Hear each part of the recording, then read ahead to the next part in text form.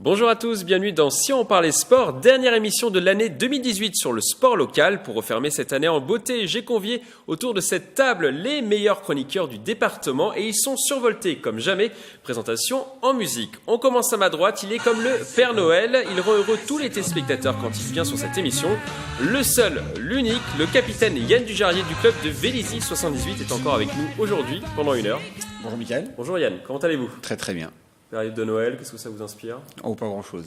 Pas grand-chose. Oh non, pour moi c'est des Vous êtes jours. pas Noël. Ce sont des jours comme les autres. D'accord, bon, ça sera un peu triste du coup cette émission. Non, j'avais triste, mais voilà, ouais, non, j'apporte peu d'importance aux fêtes de fin d'année. Ok, c'est noté en tout cas. On passe de l'autre côté, musique, c'est notre cadeau de Noël avant l'heure.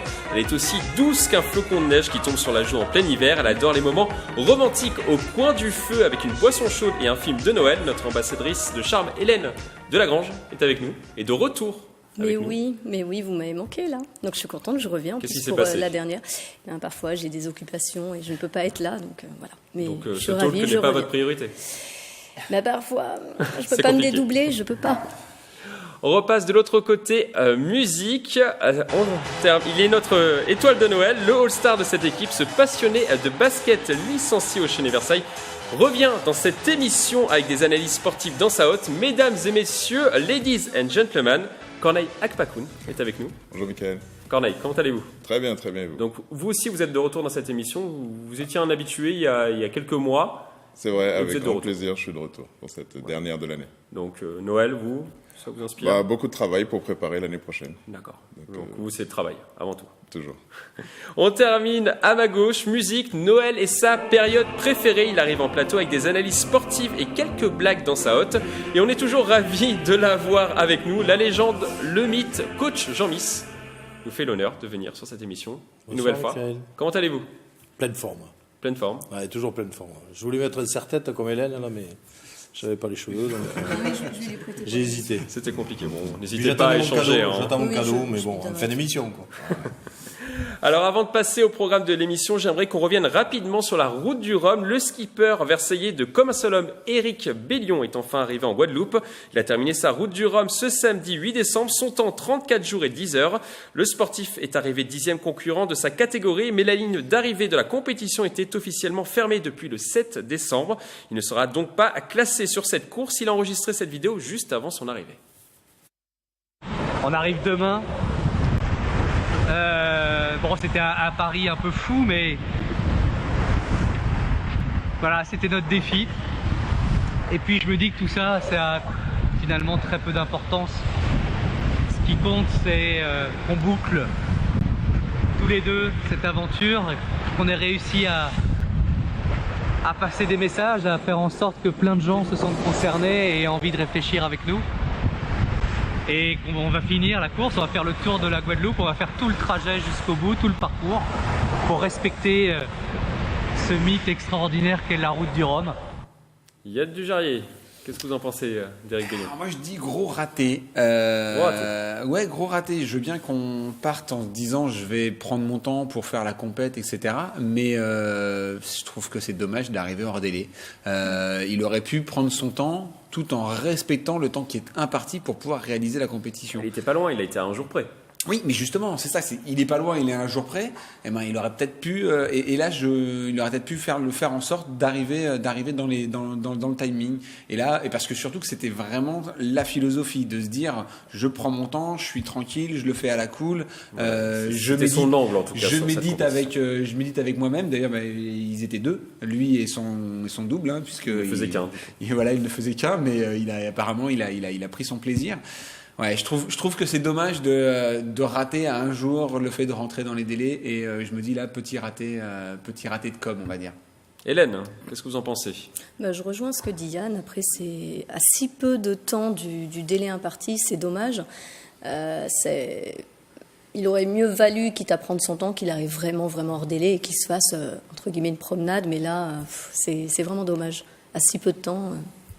Surtout que je ne sais pas si tout le monde a terminé la course, mais... Tout le monde n'a pas terminé la course, hein, forcément, mais, donc, oui, mais lui, il la termine. termine Donc, quand même il en a la dehors chance du délai. oui, mais il a quand même la chance de terminer la course, donc il aurait peut-être pu terminer en un peu plus rapide et arriver dans les délais. Corneille. Je suis pas tout à fait d'accord. Je suis plus d'accord avec ce qu'il a dit. Le plus important, c'est le message. Voilà, le message, qu'il puisse arriver jusqu'au bout, quoi qu'il arrive. Et peut-être que niveau communication, il disait qu'il allait prendre son temps, mais que lui, dans sa tête, il pensait quand même arriver en temps et en heure, et que finalement, les aléas ont fait qu'il est arrivé hors délai. Mais le plus important, c'est qu'il... Pour sa défense, il y a eu quand même une petite tempête au début de course, Ouais, et du coup, il a dû, on va dire, rester dans le même secteur, le secteur de la Bretagne pendant quelques jours. Longtemps. Du coup, il aurait pu, malgré tout, quand même arriver dans les temps. Voilà, je pense qu'il voulait prendre Malgré son cette temps mésaventure. sans forcément jouer la première place ou les premières places, et que finalement les aléas ont fait que, en prenant son temps, il est arrivé hors délai. Mais le plus important, c'est qu'il a tenu sa philosophie tout le long et qu'il a pu méditer sur lui-même, je ne sais pas. Jean, alors vous l'aviez un petit peu taquiné lors de la dernière émission. Non, pas du tout. Sinon, là, c'est bon, il a atterri, là, il est arrivé. Hein. Ouais, c'est bon. Ils sont descendus du nuage, là. Il est pas tout seul, là, quand même, là. D'ailleurs, il le dit lui-même, mais... Enfin bon, je pense qu'il a bien médité. Trop de méditation tue la méditation, là, gars. Bon, il termine quand même cette course. Pas dans les temps, mais il termine cette course. Il vaut mieux, quand même. Il vaut mieux, parce que c'est le but, quand même. Quand on monte sur un bateau pour faire une course telle que la course du Rhum, c'est pour la finir. Il le dit lui-même, d'ailleurs. Mais bon, là, il a bien réfléchi, là. Hein. Là, il est bien secoué, quand même. Hein. Bon, il doit recommencer ou pas sur ce même angle? Alors non, moi je prendrais le contre. Ah bah non, là il a fait. Il devrait aller plus vite à la prochaine fois. Il faudrait prendre le contre-pied la prochaine fois. Pour montrer que je suis. On a eu quand même le débat, l'émission juste avant. C'est quand même une compétition. Donc une compétition qui dit compétition, faut respecter la compétition quand même. Hein. Donc là, la réflexion c'est bien, mais la compétition c'est mieux. Bien aussi. Alors nous allons maintenant passer au programme de l'émission. Aujourd'hui, nous allons parler de handball avec le match amical qui a opposé des jeunes Yvelinois aux professionnels du Paris 92. Nous ferons également un coup de projecteur sur le marathonien Sidi Diallo qui a couru 15 marathons pieds nus en 14 semaines. Mais avant de développer ces thèmes, on va parler de football et de la Coupe de France. Du football et le 8e tour de la Coupe de France, Versailles qui évolue en National 3 a failli réaliser le plus bel exploit de son histoire ce samedi 8 décembre. Les hommes de la Cité Royale se sont inclinés 4-2 face au Racing Club de Lens, un club de Ligue 2, mais ils ont réussi à accrocher les Lensois à la mi-temps. Le score était à ce moment-là de 2-2. On écoute les réactions à la fin du match. Malgré tout, il y a la défaite. Donc la défaite parce qu'on abordait ce match-là pour pouvoir le remporter. On n'a pas remporté ce match. Mais je tiens à saluer le courage, l'abnégation et le cœur que mes joueurs ont mis sur ce match. Au fil du match et de cette seconde mi-temps, on a pris un but assez vite et on a baissé physiquement et c'est là où ça a été plus dur pour nous. Avec l'élimination de Versailles, les Yvelinois ne comptent plus aucun représentant en Coupe de France. Rendez-vous l'année prochaine pour vivre de nouvelles émotions. Et ils auraient pu faire mieux ou pas que ce 4-2 à votre avis, Yann Dujarier? Ils auraient surtout pu faire mieux s'ils n'avaient pas rencontré Lens. Voilà, c'est ça qu'on va dire. Voilà, c'est quand même dommage de tomber sur un club de Ligue 2 à cette période. Mais bon, on a rarement des clubs qui passent les fêtes en Coupe de France dans les Yvelines. Donc c'est déjà très bien. C'était les derniers représentants. Et c'est aussi un honneur de sortir face à une équipe de l'élite, puisque la Ligue 2, ce sont des clubs professionnels. Voilà. Bon. Après, sur le match en lui-même, ils ont donné le maximum, mais ils ont explosé en plein vol dans la deuxième mi-temps. Voilà. Ils ont 4-2, c'est pas non plus ridicule. Bah non, parce qu'ils ont été capables d'en mettre 2, mais ils en ont pris deux et physiquement ils étaient rincés dans la deuxième mi-temps. Voilà. Mais Corneille. Non, je trouve que c'est un score plutôt honorable, 2-2 à la mi-temps. Contre une Ligue 2, je pense que c'est très bien. Ensuite, perdre 4-2, je pense que physiquement, ils ont pêché un peu. Néanmoins, on a déjà vu des matchs avec des équipes de même niveau se prendre des 5-1 ou des 6-1. Donc, 4-2, pour moi, pour le foot, c'est pas quelque chose de ridicule. C'est encourageant, Hélène, ce 4-2 pour Versailles? C'est ça, Joker. Non, vraiment, j'ai pas grand-chose à... J'ai pas grand argument. D'accord. Voilà. 4-2 en effet, pour je vous, trouve que l'écart est pas énorme. Après, on peut toujours mieux faire, c'est sûr. Mais voilà. La question sur ce thème, ce match était-il une bonne publicité pour le football yvelinois? Oui ou non? Oui, non. Je sais pas. Vous savez pas? C'est pas votre truc le football, Hélène. Là, ce sujet-là. Pas ce sujet-là. Ouais, je vais faire comme ça, voilà. Moitié. Jean, vous a pas entendu. Donc une bonne publicité pour vous.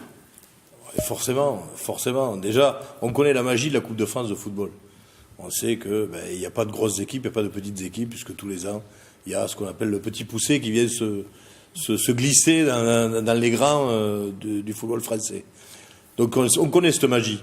Donc effectivement, comme l'a dit Yann, c'est une équipe quand même Lens de la professionnelle de la Ligue 2, quoi, deuxième division. Donc forcément. Club historique également. Et club historique, ça c'est sûr, on les connaît quand même, sans faire de publicité au sang et or. Au sang et or, qui joue en bleu pour ce match. Qui jouait, on a vu les images, il jouait en bleu. Et pour pas faire de publicité aux techniciens de la télévision ici, mais sinon, Lens étant une grosse équipe, c'est une grosse pub pour le département et le club de Versailles.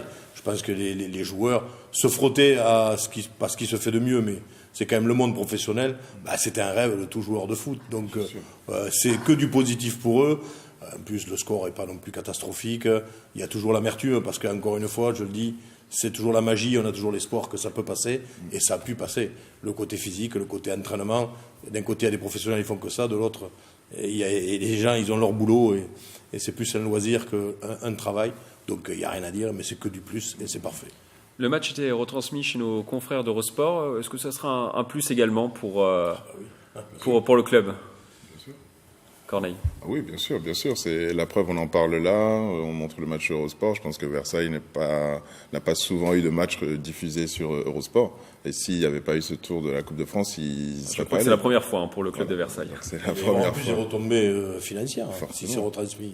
Et oui, non, c'est une très bonne publicité et j'espère que ça se reproduira. Yann, cette retransmission sur Eurosport? Ouais, génial, vrai coup de projecteur. Et donc du coup, c'est ce que je disais un petit peu tout à l'heure, c'est l'avantage de pouvoir, dommage de rencontrer un club de Ligue 2, mais il vaut mieux sortir en ayant pu passer sur Eurosport, le monde qu'il y avait dans les tribunes et l'ambiance qu'il y avait. 3000 personnes dans les tribunes. C'est pas tous les week-ends comme ça, donc c'est vrai que pour les joueurs, c'est quand même quelque chose. Je garde un très grand souvenir d'une intervention au Vélodrome devant 2500 personnes, c'est un réel plaisir. Donc on ne pratique plus le sport dans les mêmes conditions. Et donc là, c'est clair que c'est dommage de sortir face à une Ligue 2, mais s'ils n'avaient pas rencontré une Ligue 2, ils n'auraient pas eu cette expérience qu'ils ont pu vivre. Et quand on est sportif amateur, club amateur, et qu'on veut qu'on s'inscrit sur la Coupe de France, l'objectif c'est de se dire, on espère rencontrer un gros du championnat. Donc voilà, pour eux, c'est mission accomplie à tous les niveaux. Et en plus, ils n'ont pas été ridicules, donc c'est parfait. Vous pensez que ça peut aider le club à attirer, Hélène, de futurs joueurs dans le futur? Oui, de toute façon, c'est ce qu'on disait, le fait de côtoyer des clubs plus gros, d'avoir de la visibilité comme ça, forcément que pour le club, pour la région et puis pour les adhérents, il y a une motivation qui va se créer. C'est toujours des choses bonnes à prendre, de la communication comme ça, quel que soit le résultat. Le résultat n'est pas forcément mauvais, il est en dessous du club d'en face, mais en même temps, c'est assez logique, vu la différence de niveau. Il y a Charlie Tange, le gardien qui a rejoint Versailles cet été. Est-ce que vous pensez que d'autres professionnels sur le déclin, on peut le dire, Charlie Tange a 36 ans, pourraient rejoindre Versailles, du coup, en se disant peut-être qu'on pourrait aller loin en Coupe de France? Forcément, ils ont un avantage sur les autres clubs du même niveau, c'est qu'eux ont eu la chance de rencontrer une équipe professionnelle et qui a été retransmise sur Eurosport, pour ne pas les citer.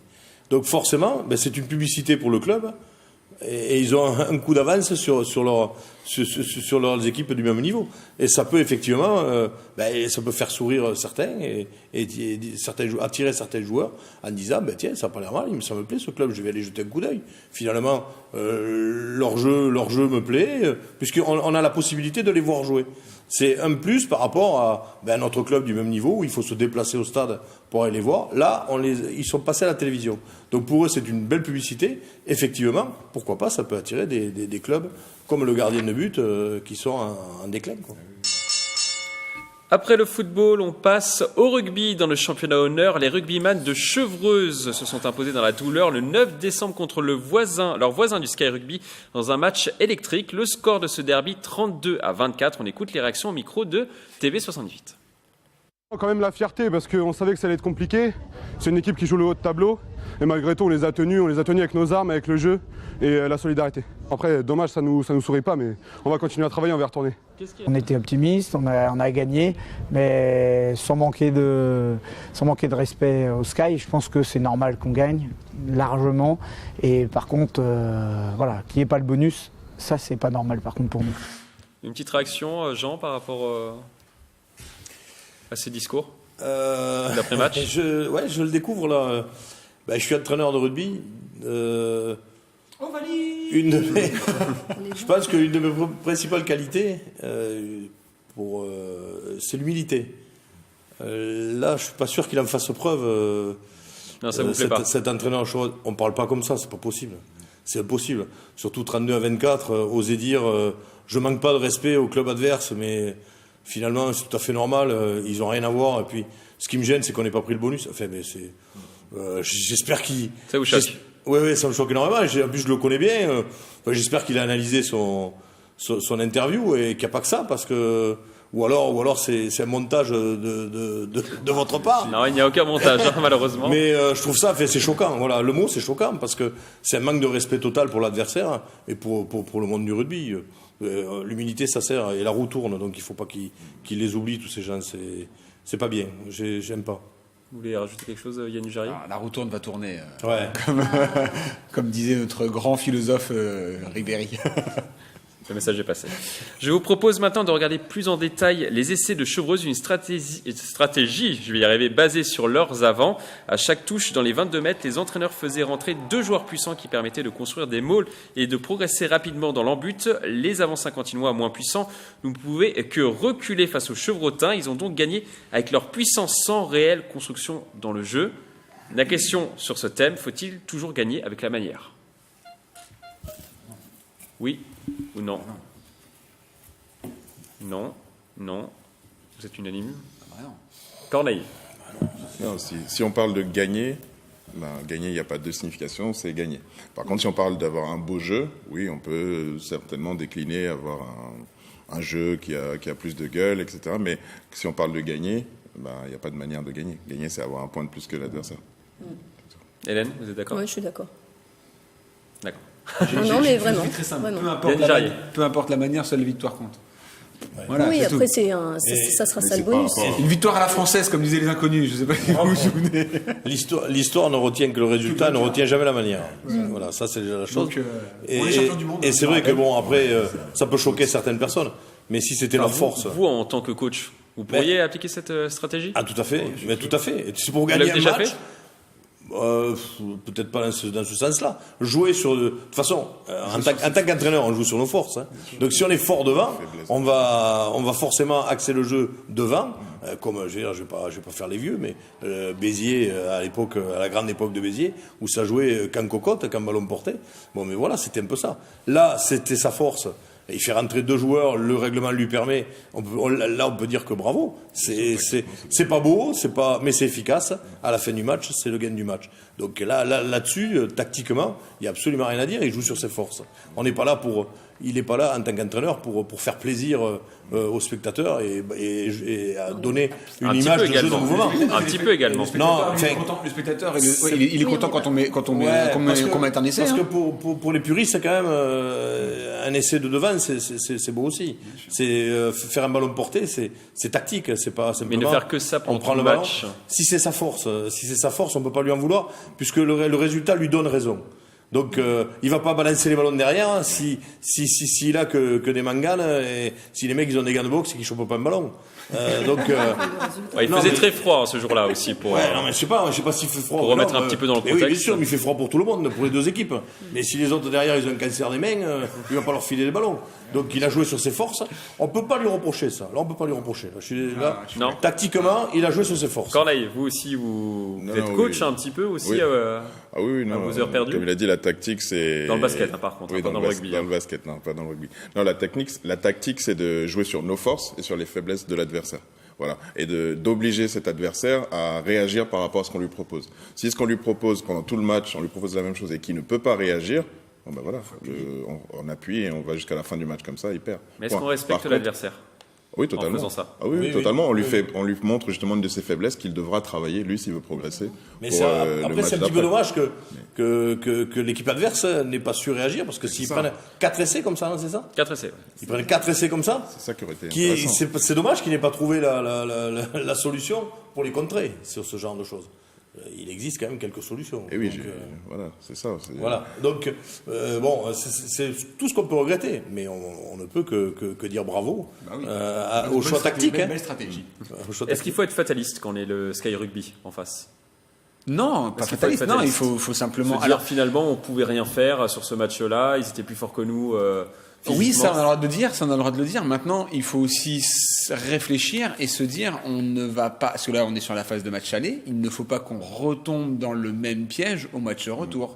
Et donc il faut savoir trouver des solutions et se servir des erreurs qu'ils ont pu commettre pour ne pas les reproduire. Mon fils à 7 ans découvre une nouvelle discipline et après chaque course, il se rend compte des erreurs en athlétisme. Il se rend compte des erreurs qu'il a pu commettre et donc du coup, il ne les reproduit pas la fois d'après. Et je pense que voilà, c'est ça qui fait qu'on se construit au fur et à mesure. Donc là, voilà, c'est ça à eux et peut-être aux coachs, parce que les joueurs, je pense que quand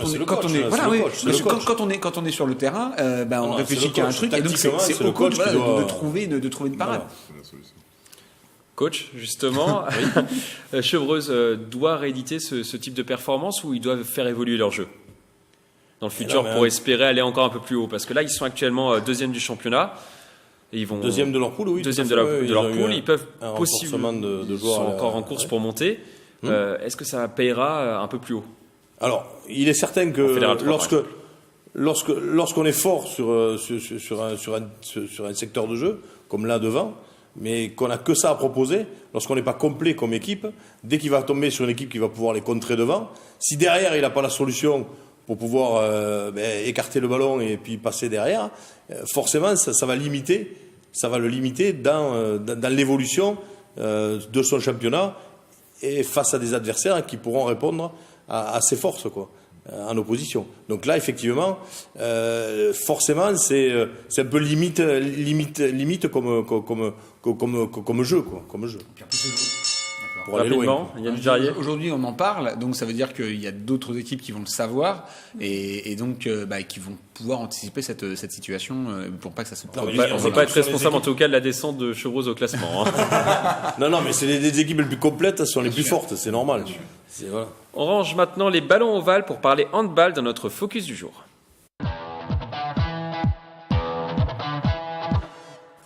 Nous allons maintenant prendre la direction de Plaisir pour parler de sport. Un match d'entraînement entre les moins de 18 ans du Sky VGP. Les féminines du Paris 92 étaient organisées ce lundi 17 décembre dans un palais des sports bien garni avec 600 supporters. Le match amical a finalement été remporté par les jeunes Yvelinois face aux professionnels sur le score de 34-28. On écoute les réactions.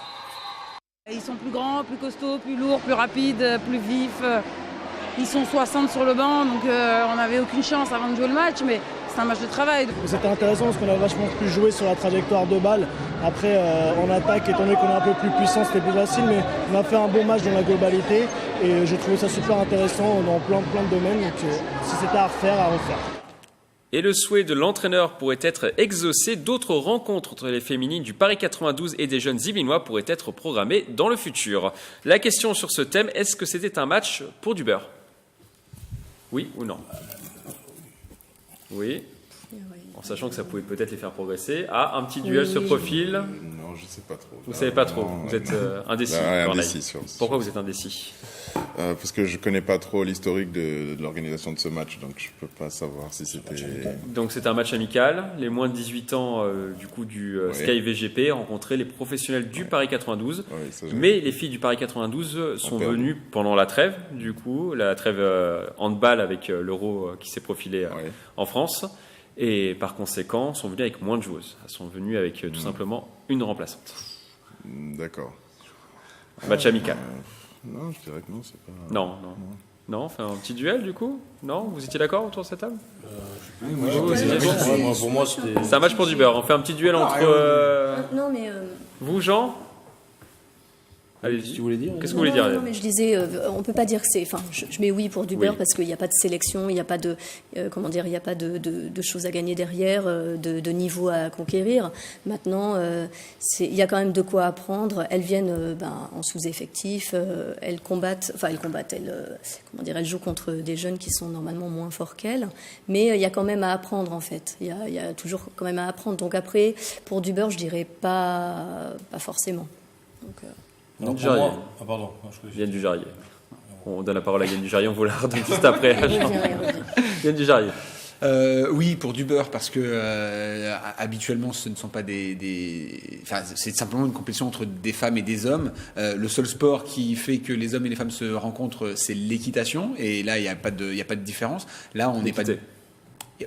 Il n'y a pas de différence entre les femmes et les hommes sur un cheval, c'est tout. Voilà. L'équitation. Ah, pardon, excusez-moi. Non, je vous ai mal compris. Allez-y. Sur l'équitation. Et donc là, voilà, c'est quelque chose pour prendre de l'expérience. Je sais que les filles aiment jouer contre les mecs parce que ça va être des matchs qui vont être un peu plus agressifs. Comme l'a dit la joueuse, qui avait l'air d'avoir un peu des nerfs quand même.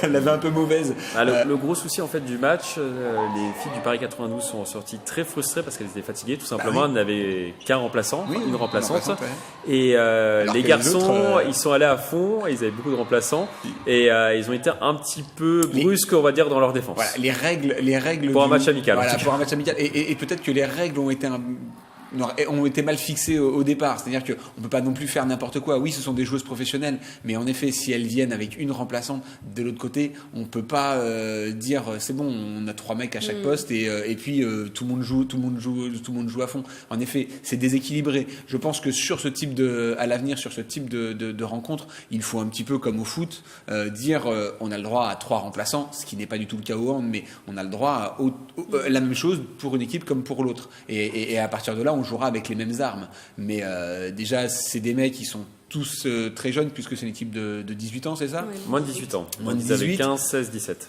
Moins de 18, moins de 18 face à les filles, c'est vrai que ça peut être sympa quand même. Il peut y avoir quelque chose et une vraie belle confrontation. Là, c'est vrai que les dés ont été un peu pipés et je peux comprendre que les filles l'avaient un peu en travers de la gorge. Jean, c'est à vous. Non, moi je disais oui, ça compte pour du beurre, mais là on parle. Effectivement, la joueuse avait l'air un petit peu frustrée, mais il faut voir dans quel état d'esprit c'était fait. Pour moi, c'était vraiment un match d'entraînement qui avait aucune importance. D'ailleurs, on ne donne même pas le score. Donc, si, le score, c'est exactement 34 à 28. Voilà, je l'ai donné tout à l'heure, vous m'avez pas écouté. Bon, j'ai pas fait attention, excusez-moi. Mais bon, c'était vraiment un match d'entraînement. Après la frustration sportive en disant, donc finalement, dans leur tête, c'était une compétition, elles étaient là pour gagner. Non, c'était un match d'entraînement. Je pense que les deux ont à apprendre chacun l'un de l'autre, que ce soit les joueuses professionnelles féminines ou les jeunes de plaisir. Et chacun a à apprendre. Et c'est le but de ce genre de manifestation sportive. C'est pas une compétition. On peut pas opposer. On peut pas opposer en plus le handball, qui est un sport quand même assez physique. Faut le reconnaître. Hein. Donc on peut pas opposer les deux. C'était vraiment pour moi un match de préparation. D'exhibition même pas d'exhibition, de préparation. Moi, je sais que, par exemple, dans le rugby, il nous arrive, en tant qu'équipe senior, de jouer contre des jeunes, les équipes jeunes du Stade Français ou du Racing, parce qu'on sait que c'est des jeunes qui ont un bon niveau rugbystique, qui vont aller très vite. Donc, on apprend de ces jeunes-là. Mais on n'y va pas pour gagner. On y va simplement pour apprendre et puis pour perfectionner certains points qui nous font défaut. Donc, je pense que c'est plus dans ce sens-là et qu'il fallait mettre complètement de côté le côté justement compétition. Quoi. Oui. Je pense que la petite erreur qui a été faite, c'est ça, c'est que les jeunes auraient dû se dire, on va regarder comment elles sont organisées, comment elles sont placées sur le terrain, qu'est-ce qu'on va pouvoir prendre de leur jeu et pas forcément imposer leur jeu. Pas forcément imposer leur jeu. Moi, je me souviens d'une compétition de cyclisme sur piste où j'ai vu un mec faire quelque chose que j'avais jamais vu avant et je me suis toujours dit, ce truc-là, si un jour j'ai besoin de le reproduire, je vais l'utiliser. Alors j'étais spectateur là, mais je pense que dans ces moments-là, voilà, il faut mettre à part le côté résultat comme le dit Jean, il faut mettre à part le côté marqué, mais c'est vrai que se servir de ce qu'on va voir chez l'autre pour pouvoir ensuite s'en aguerrir par la suite. Ouais. Jean. Contrairement à ce qu'on disait tout à l'heure là pour le rugby, contrairement à ce genre de rencontre, c'est pas le résultat qui compte, c'est la manière. Alors que tout à l'heure on disait le contraire. Et là, j'ai l'impression que quand on l'interview, on aurait dit qu'elle a perdu un match de championnat. Donc elle est frustrée, on dirait qu'elle... Donc, comme dit Yann, peut-être que la chose a mal été présentée, mais de toute façon, c'est pas une question de présentation, c'est une question de réaction sportive. C'était surtout une préparation pour elle. Voilà, c'est une réaction de sportif. Mais je pense que c'est aussi aux entraîneurs de dire, là, le résultat, je m'en fous. Qu'on gagne, qu'on perde, on s'en fout. Là, on est là pour travailler la manière, contrairement au championnat, où le résultat est impératif et qu'importe la manière. Donc là, ça, pour moi, a mal été présenté. Sur ce type de rencontre, on est là pour essayer des choses. Ouais. Et se dire ça marche ou ça marche pas. Tout à fait. Voilà, c'est tout. Ouais, après, c'est positif pour les jeunes Yvinois qui ont gagné face à des professionnels. Oui, mais bon, ils ont eu une médaille, ça va leur apporter quoi? Rien du tout. Même s'ils avaient une médaille. De beaux souvenirs. Ouais, c'est misogyne ça. C'est tout simplement pour flatter leur ego. J'ai battu des gonzesses. Ben voilà, c'est ça. Là, il y a une petite guerre d'ego, hein, mine de rien. Parce que les filles sont quand même un peu dégoûtées parce qu'elles se disent merde, j'aurais bien performé un peu plus. Et les jeunes sont un peu en mode on est les meilleurs, on est les champions et on frétille et voilà. C'est vraiment l'ego quoi. Oui, c'est des bébés. Corneille.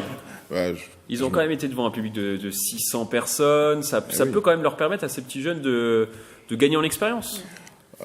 Gagner en expérience, non, pas vraiment, parce que c'est vrai qu'ils ont joué vraiment que sur leur même schéma classique habituel, donc ils n'ont pas tellement gagné. Ils se sont fait voir, donc oui, ça a flatté leur ego. Maintenant, moi, c'est plutôt l'autre équipe que dont j'aimerais parler. S'ils sont venus avec un seul remplaçant, déjà, c'est que ils n'ont pas pris ce match au sérieux. Et donc, après, ils ne pouvaient pas faire autrement parce que beaucoup de joueuses étaient parties à l'Euro. Oui, mais bon, quand c'est d'autres matchs, ils trouvent le moyen de les faire revenir. Donc, c'est que c'était pas vraiment un match de préparation pour eux. C'est juste que c'était une obligation. Sauf que les joueuses qui, elles, jouent, sont sur le terrain, veulent pas se faire marcher dessus. Et ça, je pense que c'est normal que ce soit un match amical, sportivement, que ce soit un match amical ou un match de championnat. On a envie que notre coach nous mette dans les bonnes conditions pour qu'on puisse réaliser le match qu'on est en train de réaliser. Enfin, notre coach et notre staff. Et là, je pense qu'il devait y avoir une divergence d'opinion entre l'organisation du match par le coach et le staff et les joueuses qui se sont retrouvées là au milieu à se dire, bon, bah, est-ce que réellement on est là pour travailler ou on est là pour faire plaisir au public et au match qui est là? Et on est dans l'arène, quoi. Tout Dernière chose. Très rapidement, Yann Charrier. C'est vrai que, comme tu dis, ils ont certainement pris ça un petit peu à la légère. Et on a beau dire qu'il leur manquait des joueuses parce qu'elles étaient parties pour jouer l'Euro, ok. Mais je pense qu'un club de ce niveau-là, il doit avoir une équipe réserve dans laquelle on peut aller choper des nanas et à qui on peut aussi donner de l'expérience. Il fait partie du top 5 du championnat de France. Bah oui, donc ça confirme ce que je dis. Ils doivent quand même avoir. Voilà, ils ont mal préparés. Ils se sont. Voilà, c'est pas possible. Ouais. Sinon, tu fais pas le match. Une grosse erreur dans le staff. La cloche a retenti une deuxième fois à Yann Dujarrier. Je vous propose maintenant de parler de basket. Le Chénet-Versailles Club de R1 a vu arriver cet été Bamba Sey, un joueur de 39 ans qui a passé une quinzaine d'années à jouer dans les salles de National 1 et de National 2 avec Trappes, puis Vanves. Pour son dernier défi, il a décidé de venir à Versailles pour aider le club à remonter. On écoute les réactions. C'est sûr que ça change la donne. C'est un joueur d'expérience qui apporte, comme je viens de le dire, l'expérience, mais également, il prend sous son aile les plus jeunes, et puis ça assoit un petit peu le groupe en sérénité en tout cas. Je suis quelqu'un d'équipe, donc je partage, je suis là pour l'équipe. Voilà, donc je suis pas là, comme j'ai dit, je suis pas là pour marquer 40 points ni jouer la star. Donc ceux qui me connaissent, ils savent que je suis humble, donc je suis là pour faire jouer l'équipe. Et je me suis bien adapté. Bamba a également participé avec le Sénégal à la Coupe d'Afrique et aux Jeux africains. La question sur ce thème, à 39 ans, peut-il être un plus pour Versailles? Oui, bon, pas de débat aujourd'hui. Hein. Corneille, vous qui le connaissez très bien. Oui, je le connais. Et qui jouait avec lui. Voilà, je le connais bien parce mieux que tout le monde. On joue ensemble cette année, mais je le connaissais déjà d'avant parce qu'on a joué l'un contre l'autre comme moi je jouais dans d'autres villes de la France. Et bien sûr que c'est un gros plus, l'expérience dans ce domaine, quand on a des objectifs de montée, surtout de régional à national, il y a quand même un petit fossé. Avoir des joueurs d'expérience comme lui, oui, comme Sylvester, Morgan ou Bamba, c'est vraiment un gros plus. Hélène, qu'est-ce que vous en pensez? C'est un gros plus également? Oui, je suis d'accord. Même à 39 ans? Oui, parce que de toute façon, l'expérience est là. Je veux dire, oui, voilà. même si, je veux dire, en vieillissant, il y a des performances qu'on a moins qu'avant, on est quand même au niveau technique, au niveau tactique aussi bien meilleur, l'expérience. Et après, c'est une histoire d'équilibre dans l'équipe. Donc, oui, pour moi, c'est un plus. Ça, et puis le basket, l'avantage du basket aussi, si je peux me permettre encore, c'est que c'est un sport dans lequel il y a énormément de changements et donc de temps de repos possible. C'est-à-dire qu'on peut très bien le faire jouer 2 minutes, le sortir 5 minutes, le refaire jouer 3 minutes, enfin bref. Donc dans les temps forts dont on aura besoin de son expérience, de tout son physique. Dans le Money Time par exemple, dans le Money Time, on le fera rentrer, mais on l'aura reposé 5-10 minutes avant. Donc l'âge ne va pas jouer, et surtout que Bamba a gardé une condition physique qui est supérieure à tous les autres jeunes de l'équipe, quoi. Donc, Yann Dujarier, vous aussi qui êtes quarantenaire, je crois. Oui. Et justement, moi je pense qu'à 40 ans, on peut être un sportif de haut niveau, quand même, de haut niveau, parce que Bamba il est encore au haut niveau. Mais complètement. Moi, je vais encore prendre l'exemple de Chris Hoy, qui est devenu champion olympique du keirin à 36 ans. Donc 36, 39, c'est très proche. Aujourd'hui, moi, à 42, j'ai encore des performances qui me permettent de me bagarrer avec des petits jeunes juniors sans être ridicule et sans être complètement largué, voire même parfois, j'arrive à rester devant. Donc là, s'il a une hygiène de vie correcte, s'il s'entraîne correctement, pas de blessure, parce que c'est vrai que c'est des sports qui sont traumatisants, et donc voilà, la seule petite problématique, ça peut être justement la blessure. Mais s'il passe à côté des blessures et si on l'économise comme tu le disais juste avant, il n'y a pas de raison qu'il n'apporte pas un plus. Et puis ce que je disais pour le club de foot de Versailles avec Charlie Tange, le gardien. Là, c'est l'aura d'un joueur professionnel qui va rayonner sur tout le reste de l'équipe, et les autres ne vont plus se dépouiller de la même manière.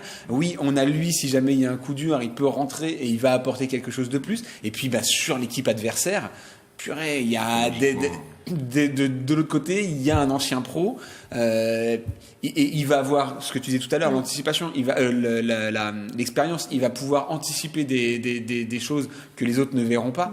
Voilà, c'est de toute façon un gros point positif pour le Chennai, c'est clair. Jean, on vous a pas entendu. Versailles, ils font fort. Hein. Le gardien de foot, au basket. Ils font très fort. Ouais, il y a beaucoup d'habitants aussi à Versailles. Il y a beaucoup d'habitants, mais puis ça rayonne. C'est plus compliqué pour les plus petites communes. C'est connu. Mais non, mais tout a été dit autour de la table. Et forcément, le basket est un sport très tactique. Très tactique. Lorsqu'on a sur un 5, ils sont que 5 au basket. Hein. Ouais. Donc lorsqu'on a sur un 5 un joueur de cette trempe, à lui tout seul, il peut faire la différence. Donc forcément, ça peut être qu'un plus dans ce sport-là. Il l'a très bien expliqué. Donc que du bonus. Là. Corneille, c'est plus un scoreur ou un passeur il a l'air d'être assez altruiste. Il fait les deux. En fait, c'est le genre de joueur qui va plutôt jouer juste. C'est-à-dire que si l'action lui permet de scorer sans forcer le jeu, il va scorer. Si l'action lui donne comme solution une passe à faire, il trouvera la bonne passe à faire. Donc c'est pour ça que c'est agréable de jouer avec un joueur comme ça, c'est que il rend tout fluide. Et ça, c'est super intéressant au basket. Et vous le voyez faire plusieurs saisons à Versailles ? Au moins 2. Au moins 2 ? J'espère. Après, on verra. Mais l'objectif, c'est vraiment déjà de monter en National 3, stabiliser cette équipe en National 3, et après de laisser la place aux jeunes pour qu'ils puissent reprendre en National, parce qu'on sait que c'est plus difficile de monter en National 3 que de se maintenir en National 3. Donc voilà. Nous, il va tirer les joueurs à côté de lui vers le haut. Forcément. Et après, dernière chose, et là c'est sur l'entraînement, où il va avoir aussi des conseils que les coachs qui sont là habituellement n'ont peut-être pas en termes d'expérience. Et derrière, sur la suite, on peut aussi se dire, c'est quelqu'un qui va rester pour faire du coaching sur le club, et j'imagine que c'est l'objectif et c'est ce que vous cherchez à faire. Il est déjà sur le coaching des jeunes, il est arrivé directement dans un projet justement à moyen terme au minimum, quoi. Donc il est déjà sur le coaching des jeunes des moins 17 dans le club, donc ça c'est déjà une très bonne chose. Il y a un vrai projet, il y a quelque chose de... Mais pourquoi pas voir plus en disant un jour coach de l'équipe première. Moi c'est ça que tu aimerais. Que j'aimerais, oui, laisser le club de Versailles dans les mains d'un ancien joueur de ce niveau-là, oui, c'est ce que j'aimerais. Pour que Versailles continue à briller, justement, Jean. Oui, c'est ça. On va passer à notre page coup de projecteur.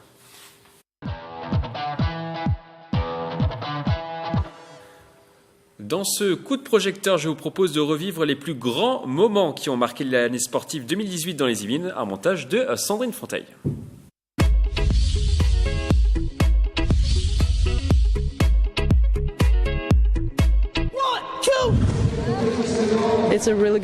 Il y avait une super ambiance. L'année dernière, nous avions gagné contre Brest. Ce match-là était très serré et nous avons une nouvelle fois bien joué ici. Et peut-être l'année prochaine encore.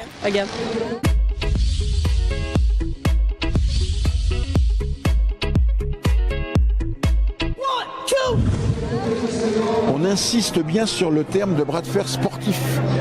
Pas du bras de fer de comptoir. Il faut que vos poignets soient bien droits, que votre kento soit en fait, que vous ayez l'épaule bien en face, que vous soyez dans l'axe médian de la table.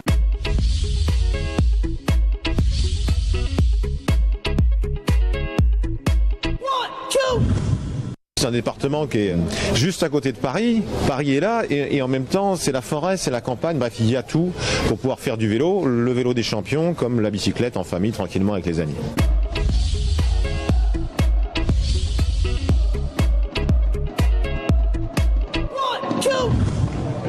C'était très positif, tous les buts étaient atteints, c'est mobiliser les sociétés, les partenaires, les collaborateurs aussi, faire l'intégration.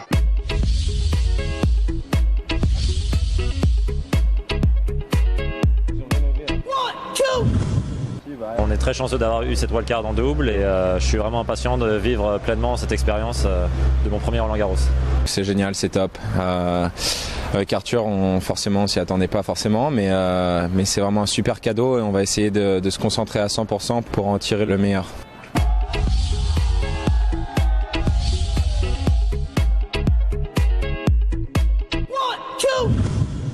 Victoire un peu logique et pas de surprise pour moi.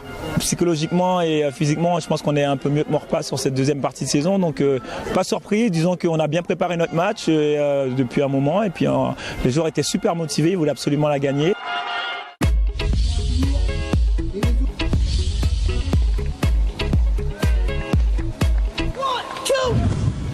C'est une tradition, c'est l'histoire de Saint-Quentin-en-Yvelines, l'histoire de cette colline. Ce site, il est à l'abandon et il n'y a que vraiment nous, notre club, qui utilisons ce site de la colline d'Elancourt. Et quand on pense qu'il va y avoir les Jeux Olympiques, je pense qu'on a mis une petite pierre à l'édifice pour que les Jeux soient ici, quoi.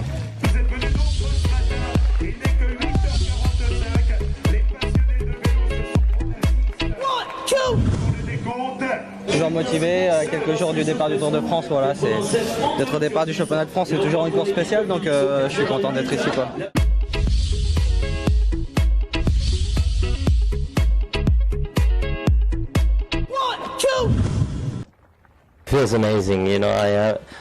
C'est génial. J'ai été proche de gagner cette année en Amérique et j'ai été ensuite à 2 coups de la victoire de Francesco Molinari à Wentworth. Quand vous êtes si proche, vous voulez vraiment cette victoire. Et c'est un sentiment incroyable de l'avoir aujourd'hui.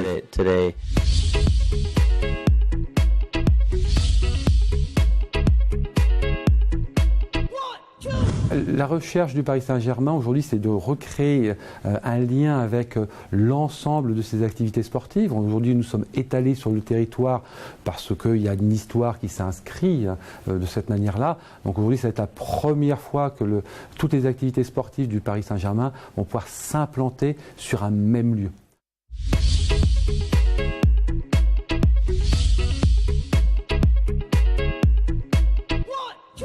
Une semaine fantastique, une grande expérience pour tous les spectateurs et puis voilà, en plus à la fin c'est l'Europe qui gagne, donc c'est génial, on peut pas rêver mieux. On se sent très ému. Bah oui, ça c'est la fin d'une histoire.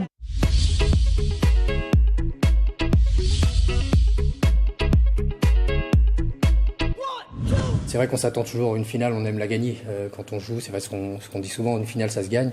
Là on a vraiment fait notre maximum, on a été le plus haut possible et plutôt que malheureux, on est vraiment heureux de ce résultat, en tout cas sur la saison.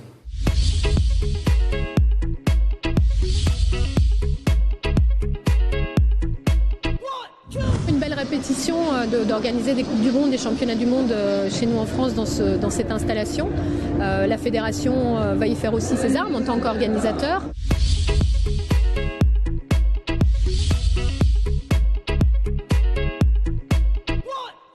même âgé, on peut faire encore quelque chose. Mais il ne faut pas se laisser aller. Les jours où vous vous asseyez dans votre fauteuil et puis vous ne bougez plus, vous êtes foutu. Tandis que moi, je continue tous les jours.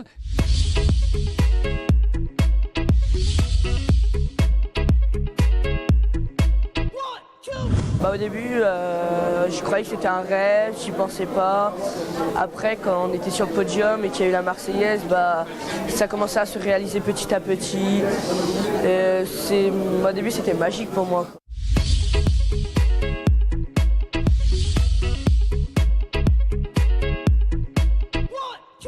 Malgré tout, il y a la défaite.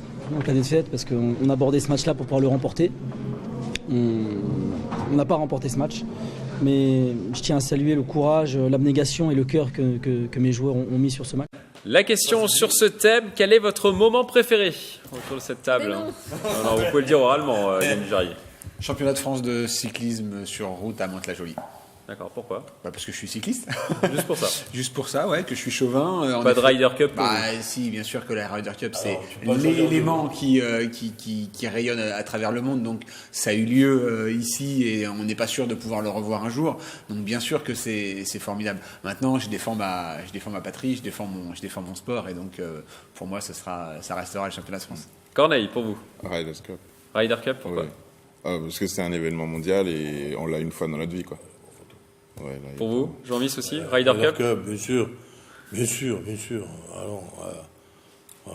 Non, mais il suffit. Il y a trop de différences là. La Ryder Cup, ça. Qu'est-ce qui vous a plu dans cette Ryder Cup, justement? Les joueurs. Les joueurs? Ouais. Le monsieur qui est venu jouer, même s'il n'a pas. Tiger Woods. Tiger Woods. C'est quand même un gars qui est capable de faire 18 trous. Et après, de partir jouer au golf. On va la censurer, celle-là. Donc, elle sera dans le best-of. Non, Hélène. Pareil, la Ryder Cup et Robert Marchand. Je suis désolé de passer à vous juste après ça. C'est pas grave, je n'entends pas. Non, et puis Robert Marchand aussi. Robert Marchand, ouais, moi, 106 ans. Oui, puis son énergie, là, voilà. On n'est pas près de l'enterrer, lui. Hein. Non. Vraiment, 107 ans. Il a fait son record à 106 ans, mais quelques semaines plus tard, 107 ans. C'est fou. L'énergie qu'il a, c'est... 107 ans, et il a fait un tour en vélo, bien sûr, pour fêter son anniversaire. Faudrait pas s'ennuyer. Moi, je retiendrai qu'une chose, quand même, c'est que c'est vrai que dans ce qu'on voit, les Yvelines sont une terre de cyclisme. Et là, il se sent bien. Et de golf également. Et de cyclisme, surtout. Avec cette année, l'Open et la Ryder Cup. Jean, Robert Marchand. On va faire on ne peut que saluer, que saluer l'exploit de ce monsieur. Il force le respect. On ne peut pas dire autre chose. Et une patate comme ça, c'est magnifique. C'est un exemple. Corneille, pour vous aussi? Pareil, oui. Un exemple. Ah bah oui. Après, il faut pas tous suivre, apparemment. On ne pourra pas tous suivre son chemin, mais non, c'est un bon exemple. Avec la vie de patachon qu'on a, on n'ira pas à sa tisane. C'est sûr. Ouais. Et collectivement, les Cougars de Montigny-Bretonneux qui ont réalisé une superbe saison, vous en pensez quoi? Vous en foutez? Non. Oh là. Je trouve ça bien. Dujarier, expliquez-vous. Mais simplement, je vous en ferai rencontrer le président des Cougars, le nouveau président des Cougars. Ah oui, les Cougars. Non, mais c'est vrai qu'aujourd'hui, par rapport à ce que les Yvelines représentent et sont capables de présenter en termes d'événements sur un sport mineur comme le baseball, c'est vrai que ça passe. C'est anecdotique, malheureusement. Deuxième meilleure équipe de France. Mais dans un sport mineur. Encore, c'est toujours le problème. On pourrait avoir un club régional, enfin un club des Yvelines qui remporterait la Coupe d'Île-de-France en football. Ça aurait un rayonnement plus important que la victoire des Cougars sur un titre national. C'est malheureusement l'impact qui n'est pas assez fort sur ce sport. Jean. Voilà, les Cougars, deuxième équipe de France, mais on a même le petit jeune là, en tumbling là, qui est champion du monde. En tumbling. Il est champion du monde, ce garçon. Ouais. Donc c'est même pas deuxième champion du championnat de France. Il est champion du monde, le gamin. Et malheureusement, pourtant, c'est comme ça, c'est pas nous qui... On a beaucoup de champions dans les Yvelines, en tout cas. Il y a beaucoup de champions, c'est sûr, c'est un département très sportif, mais... On passe maintenant à notre dernière page, la rubrique débat.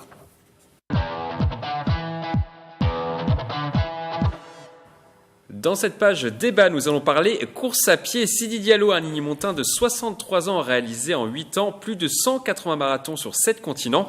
Parmi ces marathons, le sportif en a réalisé 42 pieds nus. Depuis septembre dernier, l'athlète a réussi à terminer 15 marathons sans chaussures en 14 semaines pour prouver les bienfaits de la course à pied pieds nus. Il était sur notre plateau.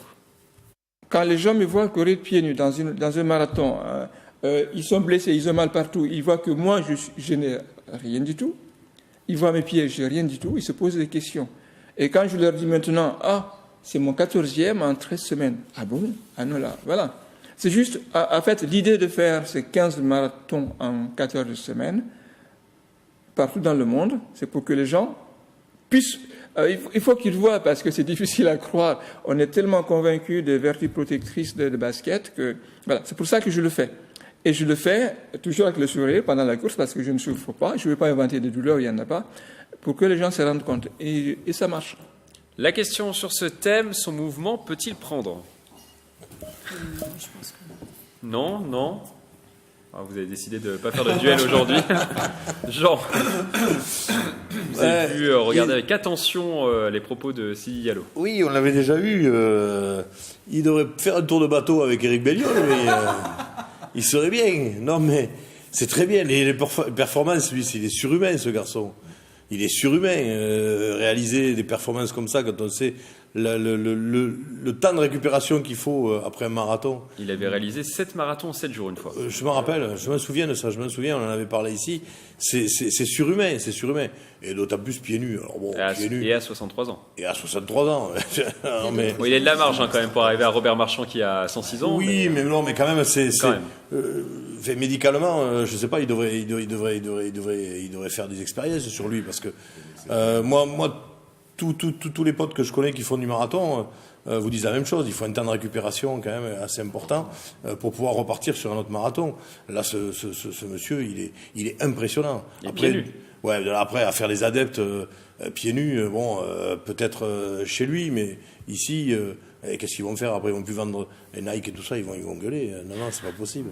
Non, mais là c'est pareil, on peut que s'incliner devant de telles performances sportives. C'est surhumain pour moi ce qu'il fait. C'est surhumain. Bravo. Un grand bravo. Oui, je pense qu'en France... Ce qui est surhumain, surtout, c'est de le faire également pieds nus. Oui, mais je pense qu'en France, on n'a pas cette culture de faire les choses pieds nus, le sport pieds nus en milieu naturel ou même en milieu urbain. C'est pas du tout... vous faites du sport, vous, pieds nus? Non, moi je mets des talons. Mais oui. On n'a pas cette idée-là. Donc je pense que c'est un mouvement qui peut pas prendre, ou en tout cas qui va peut-être réunir quelques petits adeptes sur un petit événement, un petit point, sur une petite course ou quelque chose comme ça, mais pas un vrai mouvement, une philosophie de course comme lui là. C'est mon avis, non.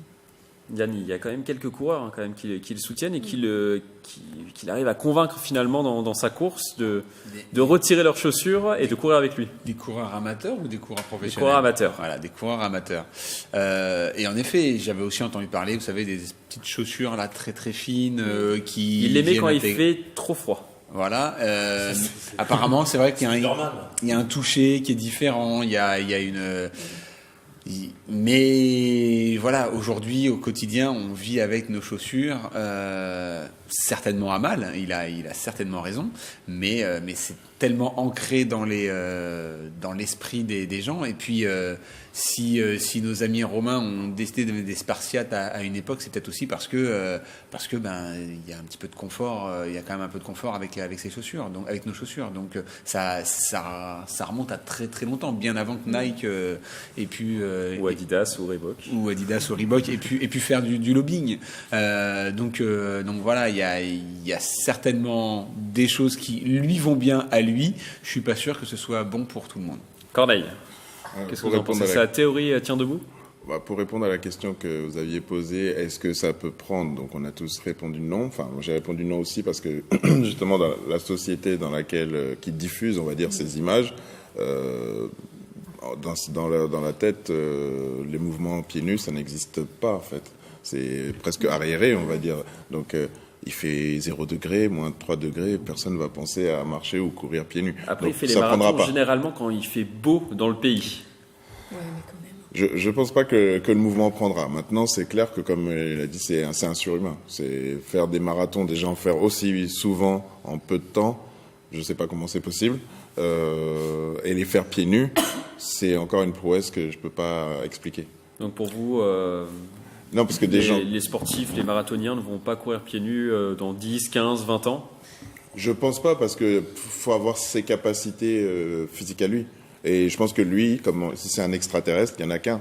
Il y en a 3 sur la planète, donc les autres qui n'ont pas cette capacité-là, ils le feront pas.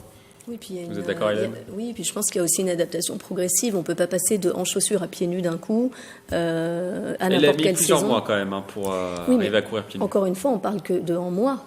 Il y en a, même en quelques mois, même en 6 mois, n'arriveront pas à faire un marathon pieds nus. Donc je pense que déjà les muscles du pied, la peau, tout en fait doit s'adapter. Il faut. Éric Bellion était pieds nus.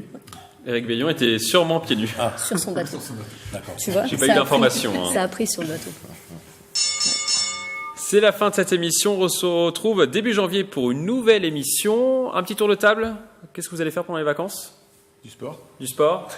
Moi, je pars reprendre un poste de coach aux États-Unis, donc je prépare mon départ. D'accord. Bon, parfait. Ouais. On vous souhaite de bonnes fêtes en tout cas. Ah bah merci.